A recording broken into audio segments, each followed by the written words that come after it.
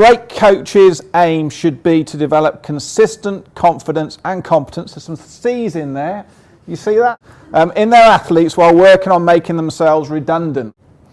What's quite shocking for me, and over my journey I've had, those times which we all do, we question ourselves, and I've had a few occasions early on where I've been, I call it academically bullied, when you've been in a room of high academics that don't like it's not their idea and they throw long words at you.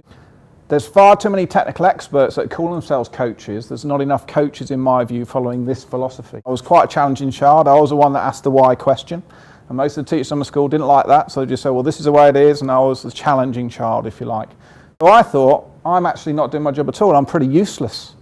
And from that moment on, that was early 90s, sort of 1990, 91, I started to look at, hang on a minute, if I'm really going to do my job properly, I've got to identify what have they got that these guys haven't got. So for me, that's not performance coaching. For me, that's leisure coaching. So we've got to decide, first of all, what are we doing? Are we doing both, or are we defining the differences? Secondly, let's find out what the athletes think they're on. Do they think they're a performance athlete or a leisure athlete? And then let's get them to raise their awareness to, well, actually, if you're performance, this is what a performance athlete looks like.